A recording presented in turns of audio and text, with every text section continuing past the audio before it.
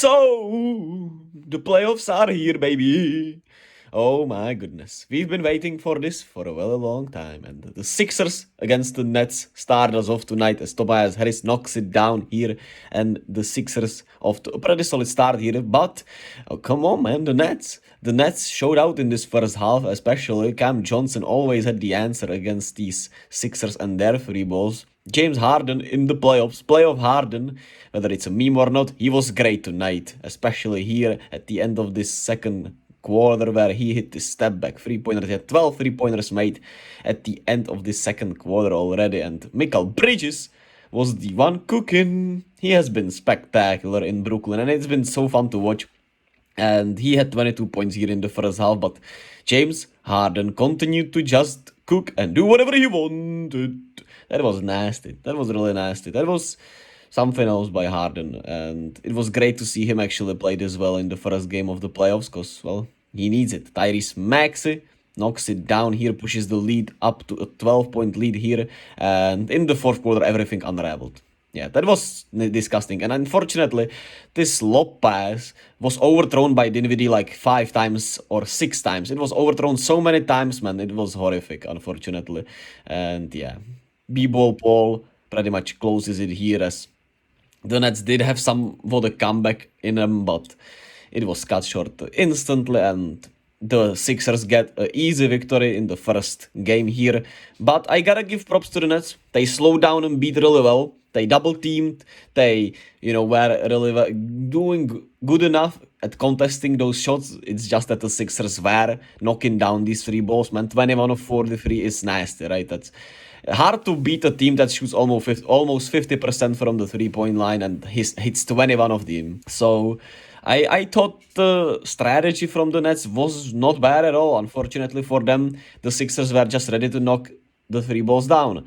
The question is, will they really stay with it for this game 2, game 3, and just give it a more try and hope the Sixers don't knock down this many shots? I really felt like they contested pretty well. Yeah, in that fourth quarter, it really unraveled a bit, but until halfway through the third quarter, I thought that they played as well as they could against these Sixers and that they could win a game or 2, maybe even 3 if they got lucky enough. But to be fair, Embiid was kind of weird also, but hey, that's what happens when you throw some intriguing defenses at these star players. They can get sometimes thrown off, and James Harden thankfully picked up the slack for the Sixers in the first quarter, first half especially. In the second half, he kind of fizzled out, but still 23 and 13 was really solid. He played really well. The bench really stepped up. Shout out Paul Reed, shout out Jalen McDaniels. Liked how they played, and I liked how Maxey played, even though I wish he would have gotten more shots. It felt like he hit a lot of the big ones, so that was neat. And the Sixers didn't turn the ball over almost, which was great. That's something, if they are able to continue to not turn the ball over, it's going to be a huge advantage, especially against these Nets who turned the ball over 19 times. And like I said, man, a lot of those turnovers were those overthrown lobs, man. I really feel like there were at least 6 of them. It was so bad. It felt like they were throwing it to, I don't know, a guy from Space Jam, man, who was a monster, or I don't know, how do you call it, right? Who had those superpowers, the monsters. I don't know, man.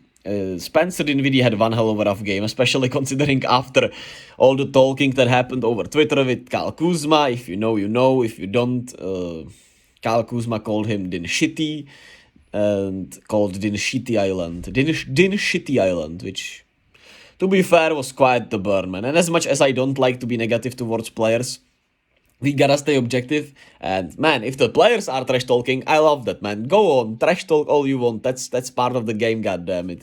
And it was fun to see Dinwiddie and Kuzma go back and forth over Twitter and interviews, man. But I'm not sure any of them is the real winner here, because both of them are kinda liabilities at this point in a way, but Kuzma certainly had the better season in a way, right? And Dinwiddie has been the guy traded a lot of the times. But yeah, the Nets need to certainly work on the turnovers, because those were just absolute backbreakers a lot of the time. It was really rough, and Mikal Bridges, as great as he was in the first half, he got up just 2 shot attempts in this second half, which just not good enough, and that was due to some better defense. They played much harder on him, they tried to deny him the ball a lot, but also just Spencer Dinwiddie not being a great point guard. So it's a mixture of both.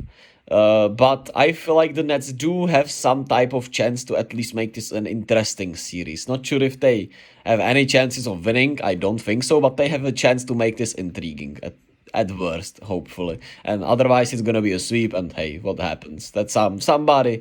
Certainly, we did not expect the Nets to have much of a chance, but I think if they make some proper adjustments, if Spencer Dinwiddie doesn't just have a lot of brain farts, this could actually be a 6-game series that will be more competitive than we thought. But yeah, it was a fun first playoff game. Certainly the first half. In that fourth quarter, it was kind of a blowout, so it kind of lost its charm. But we expected this from the Eastern Conference, right? So great start to the playoffs in a way, and we'll keep it moving.